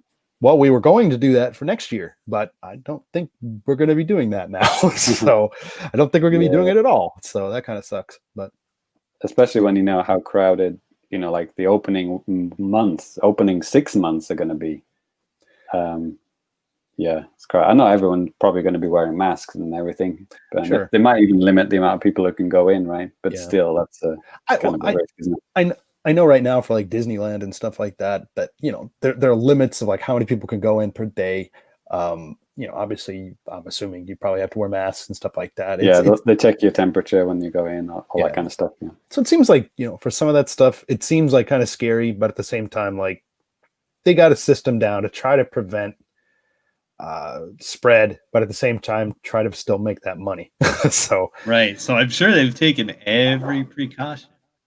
Yeah, there it is. Yeah. Fun fact: everyone wears masks in Japan. It's not a fucking political issue. It's like you don't have to tell Japanese people to wear a mask. They're already doing it.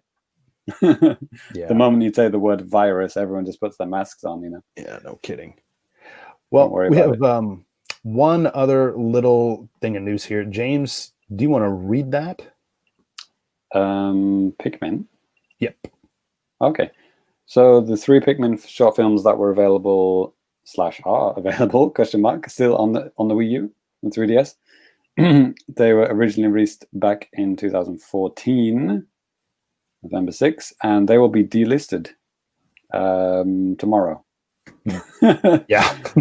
So yeah, if you're listening to the audio version, yeah, rip in peace. If you're watching the video one live, boot up your Wii U now, and then a short 35 minutes later, you'll be able to access the eShop, and then a short 10 minutes after that, you might be able to download them and enjoy them. Well, what I forgot to actually put down in the agenda as well, and actually this story I first saw it on Japanese Nintendo. Our buddy Brian over there is always busting his ass getting up stories like this.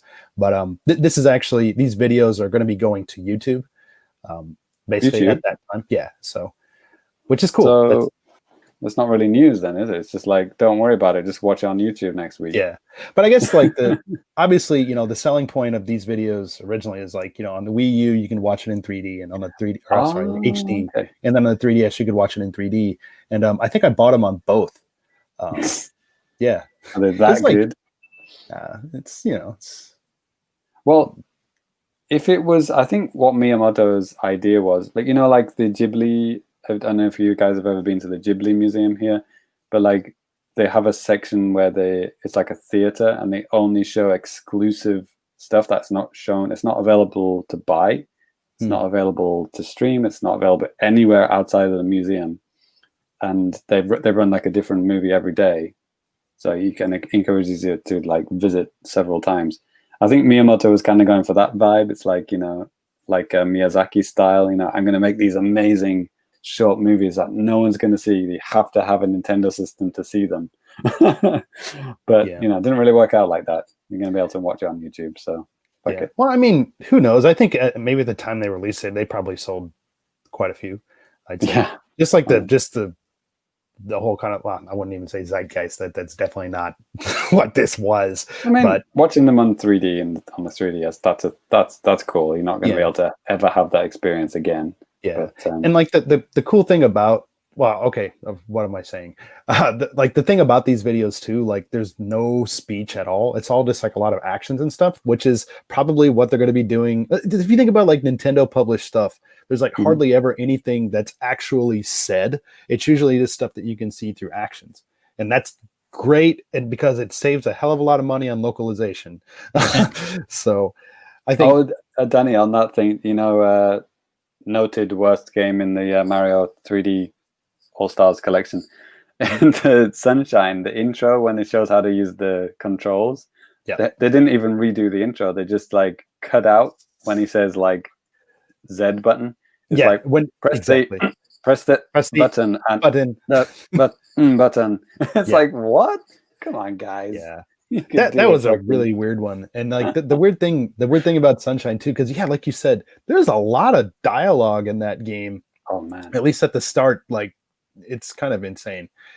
That's a terrible, like the story. It's like when people are like, why Mario should have a story, and then they do Sunshine story and like, maybe they shouldn't. Yeah. Well, kudos to them, because even on the Japanese version, like the original GameCube one, it's all in English at first, just with Japanese subs. So they figured it out. But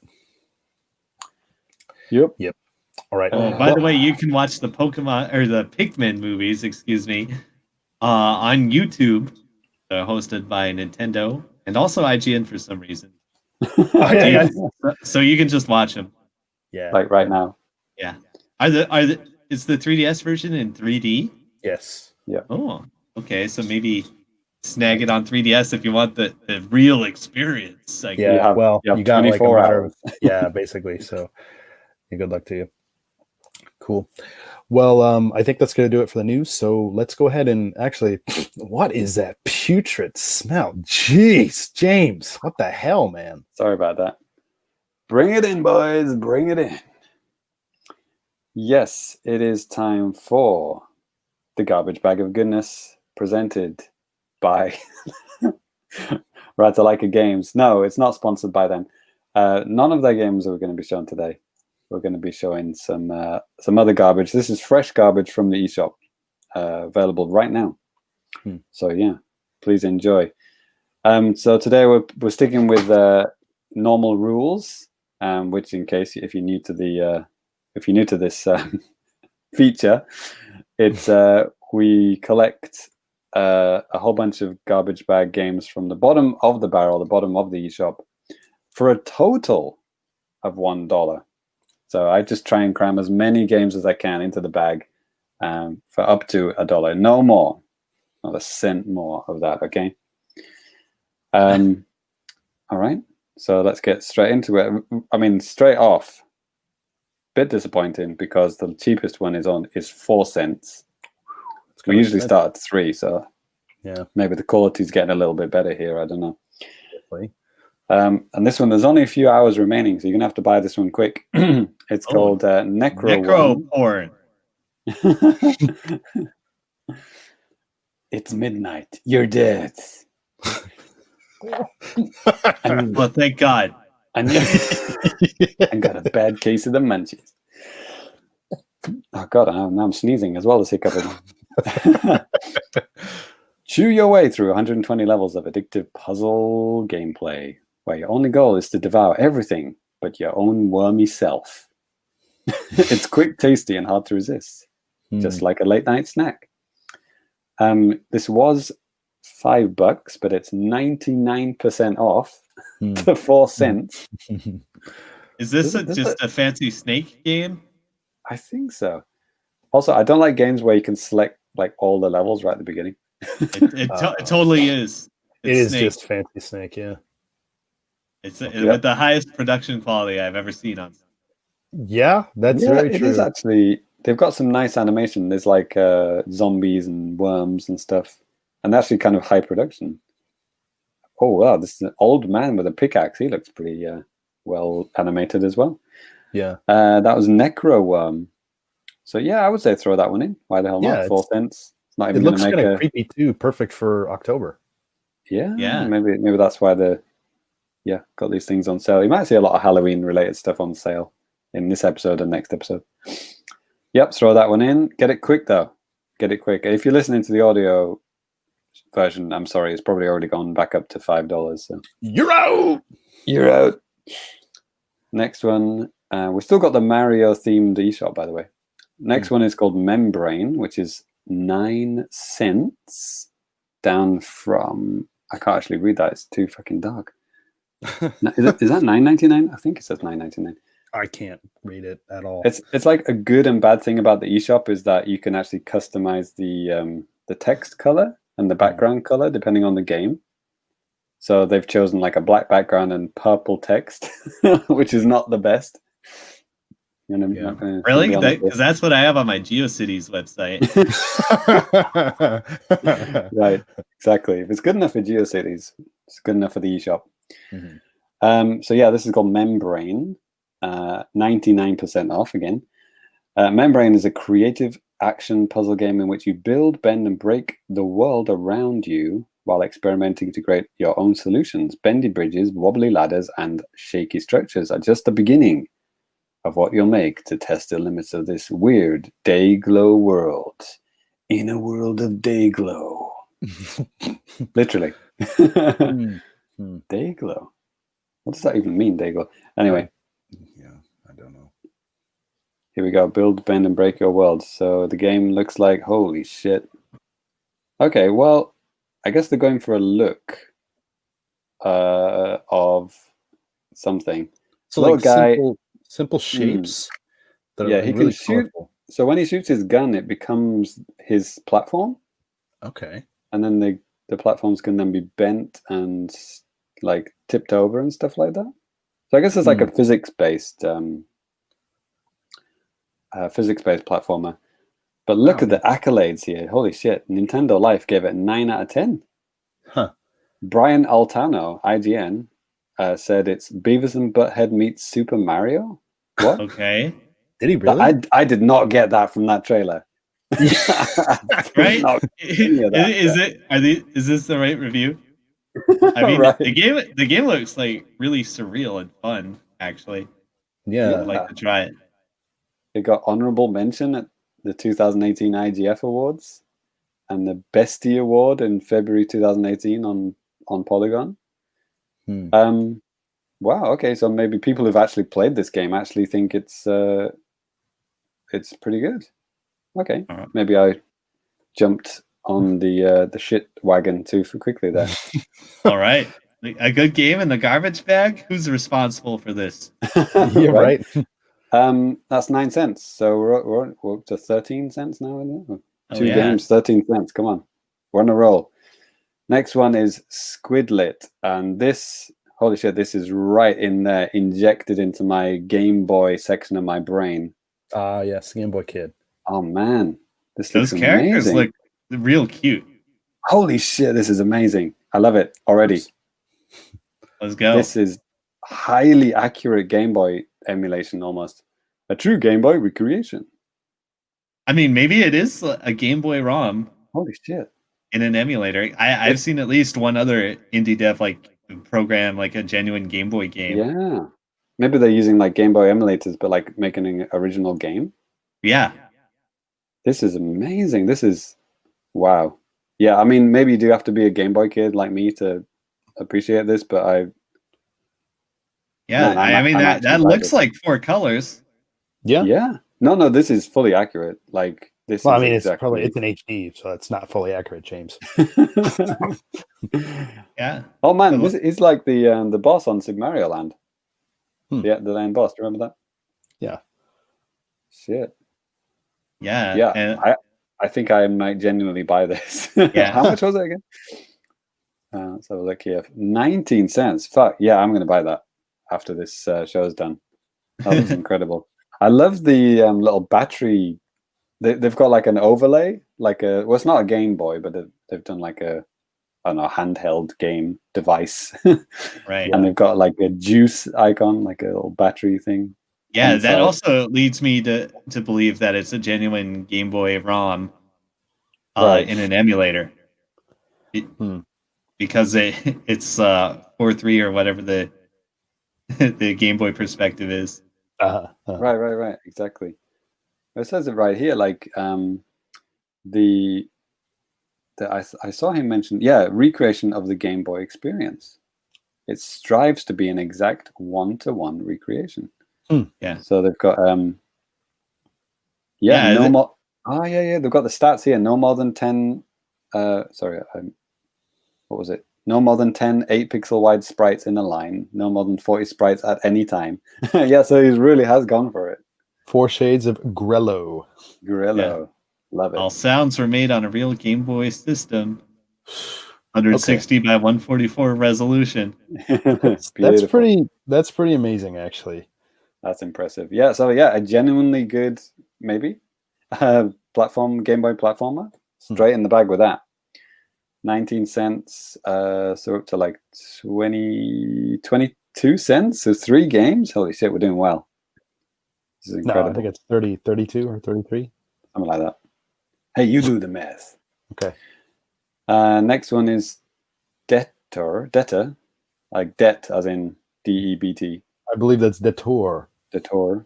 It's a fat guy sitting on the logo for the game. Oh, okay. It's one of those games. It's the Microsoft Paint Game of the Week. So it's basically kind of like it's like a rip-off of like Meat Boy, tiny guy that could jump around all over the place in a level. Yeah, we always have one of these every episode, doesn't it? Like, it looks like it's been made in Microsoft Paint. Yeah. It's 29 cents. That's way too expensive for that game. It says that it has nice chiptune music, though. I wonder about that. I'm going for this one. Space Ribbon. Okay. It's 49 cents, so this is going to stack the bag full, I think. Used to be $5 down to 9. It's 90% off down to 49. And I think this is a racing. Yeah, it is a racing game. Here we go. I think I've seen this one. This looks like oh man, what's that N64 game? Like not Beetle Adventure Racing, but Space Station like Silicon Valley. No. Wow. Okay. This looks pretty good. It's pretty wild. It looks like Rush cars on an F-Zero track. Yes, exactly. Yeah, San Francisco Rush. That's the game I was thinking of. Wow. But these are like classic cars, like classic American cars, or like from the 50s? Yeah, That seems to be the style. And they're But flying. in space, literally in space, on tracks, running through space. Yeah. And it looks garbage enough to actually be real. I know a lot of these racing games, they have fake kind of pre-rendered trailers, but this one looks genuine. Yeah, that looks like gameplay. Ooh, 4-player split screen. Yeah, 2-player and 4-player. I like that panda kind of like spewing out the track.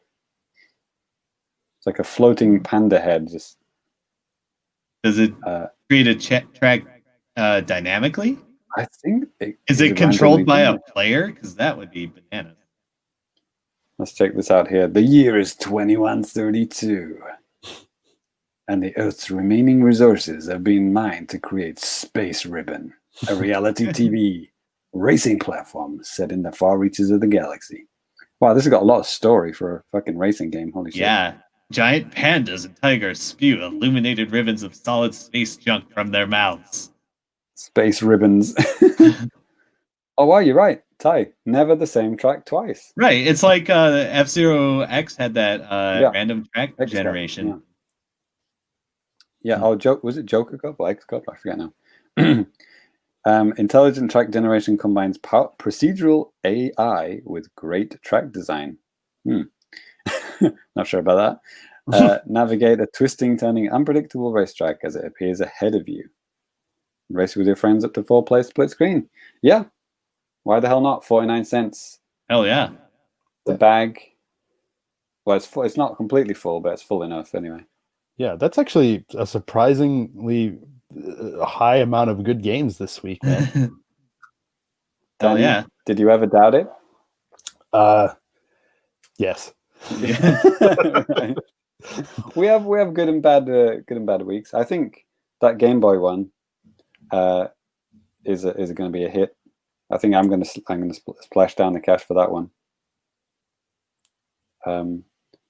Maybe that procedure generated one. What's the Game Boy game called again? I forgot. Squid Legs. Squid Lit. Yeah. Was it a T? It looked like an X to me. Squid Lit. LIT at the end. Yeah. Okay. Yeah, by Squidlit Inc. is the but they spelled Inc. Not INC but INK. Of course they did. Yeah, I was gonna say, of course they did. God. That's 19 cents. That one's going in. And the space ribbon was 49 cents. So I would say to everyone, at least get those two. They're great. So just seal up the bag there. Danny, back to you in the studio. Sorry about the smell. It's par for the course. I've kind of expected by now. Wipe that baby shit out of your hair. Maybe we'll be okay. There we go. All right. So let's go ahead and move on to some feedback. So if you guys have any comments or questions or anything like that for us, there are a number of different ways you actually get a hold of us. If you want to send us a longer form type of thing, you can send us an email to thefamicast@gmail.com. You can hit us up on Twitter @thefamicast. Hit us up on YouTube if you're watching the video. Thank you guys so much. Like, subscribe. I'm not kidding. Please do these things. Leave your comments and stuff because we want to read them out on the show. So today we have a couple of different things via YouTube. And James, can you pull up some things on Twitter? I got a couple of things ready to go up on YouTube right now that I can just go ahead and read on if you're checking things out. Oh wow, Danny, we're 975 subscribers. Holy shit. We're so close to the 1,000, man. It's crazy. Yeah, it's getting really close to that magic number, 1,000. So thank you guys out there for helping and being a part of that. Tell a friend. 25 more subscribers, and we reveal the dark secret of how to play a streaming Assassin's Creed. That's it. That's right. I know for what their dark hearts yearn. Man, that would be a great Christmas present, wouldn't it? Get to 1,000 subs. Yeah. Well, just to kick things off with some comments and stuff from you guys, there are actually 2 comments on the last episode of the show that I'm going to go ahead and read out here. One from good buddy John Cario. Last time we were talking about how Super Mario 3D All-Stars is a limited release type of a deal, and he went on to say, speaking on the topic of scalping, as infuriating as some of these corporate decisions are, it is important to not give in to opportunistic resellers. it has had an unfortunate upward trend in the games industry, between Nintendo products, graphics cards, and game console pre-orders being sold secondhand for up to thousands. There are now bots and scalpers buying all of them in bulk within seconds of them going on sale. And I totally agree. Like, don't buy something from like a reseller. I know sometimes like you want to like get something like in hand, like right then and there, but like, man, like you're just like kind of helping feed into the problem. And I'm trying to think if it's something that I did at some point, buy something from a reseller. I think I bought an amiibo from a reseller once. God. But yeah. And also our good buddy, do you guys have anything comment or some thoughts about that before we move on? Scalpers must die. Yeah, it's kind of annoying when you're trying to fucking buy your Xbox and you have to reload the page 500 times and hope you get one. Yeah. I wouldn't think that was going to be that big of a problem here in Japan, but yeah, it's kind of crazy how that kind of went, right? Right. Yeah. Well, seriously, people actually pre-ordering it in Japan? Yeah. They sold out pre-orders in 15 minutes. Yeah. Man. I still want to check my local game shop. It's like I almost have a feeling that nobody in my town that would go to this shop would even reserve one. I don't know. I want to check it out just to see. But anyway, we have another. So they designated 50 Xboxes for Japan, and all 50 got. Yeah, that might be what happened. Yeah, right. I think they've learned their lesson by now. There's a lot of Skyrim fans in Japan, and if they want the next Elder Scrolls, they better fucking get an Xbox. Right.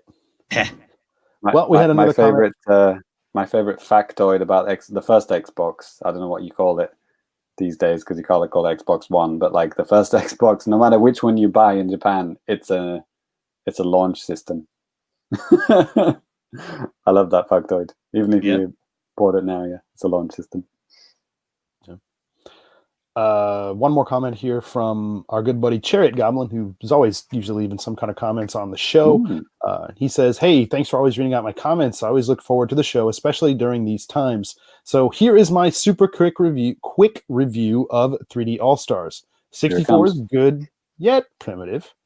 Galaxy is still a masterpiece, and Sunshine is still unpolished trash. The collection is bare bones, and I wish there was at least concept art for each game." Yeah, I think I said that in the last episode. I mean, after all that stuff got leaked in the Giga Leak, all the stuff they could have made public and they didn't, just kind of proves that you shouldn't feel bad about the Giga Leak. Yeah. Nintendo are never going to share cool concept arts and behind the scenes stuff. No. So serves them right. They can sell it in like a separate book. Then right. But if you're putting 3 ROMs on a fucking cartridge and selling it for 60 bones for like a limited timed release, it's pretty despicable. I don't think this is as despicable as the last anniversary thing, which is literally a ROM on a disc of a Super Nintendo game. They actually did a little bit more optimization here, but a little bit. No, I think it's quite a bit more. And it's nice to be able to have these games on a modern platform. I will say that, and it's still fun to play. So they could have done a lot more to 64. Oh, they could have. Could have fixed a lot more of Sunshine. Yeah. Galaxy is perfect because the game is perfect. All they need to do is just take out the waggle, right?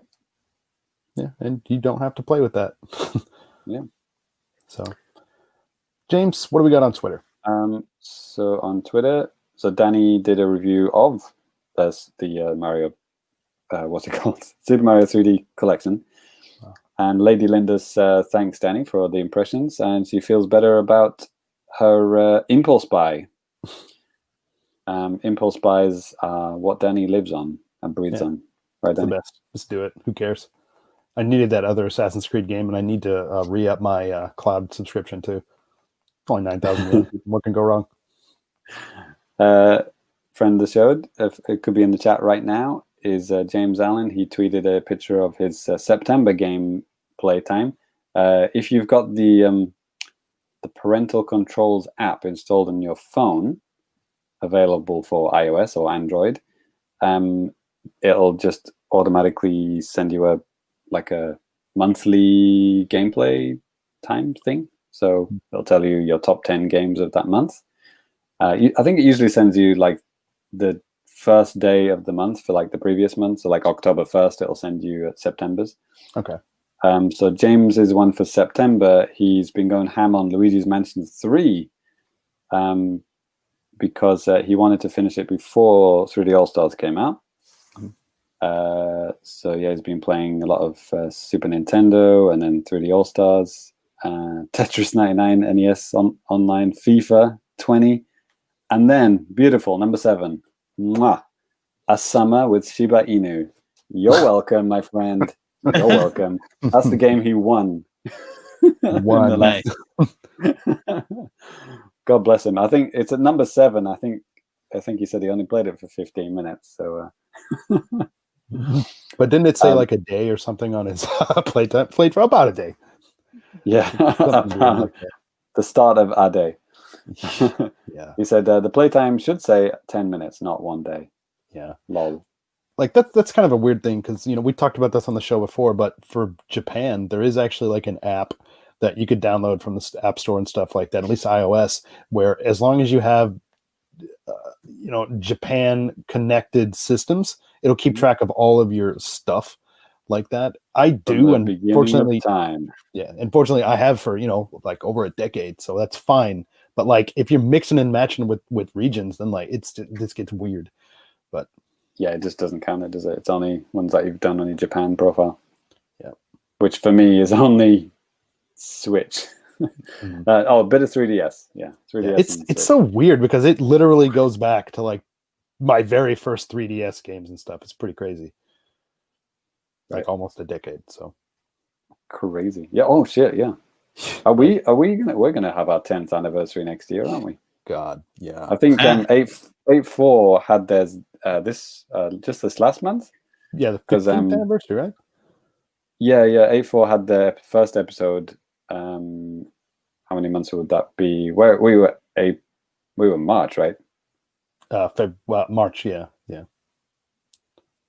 Yeah, so they were like 6 March. months before us. Yeah. So yeah, but they were founded like 15 years ago or something. Yeah. The A4 Play podcast was podcast. September, whenever that was, 2010, I guess. 2010 then, yeah. Yeah, and we were 2011. So yeah.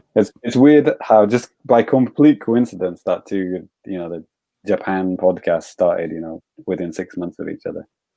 And I've said many times before, I wasn't even aware of 8.4 until like maybe 4 years after that. So it wasn't really a coincidence. Yeah. So cool. I think that's all the tweets we have for now. Okay.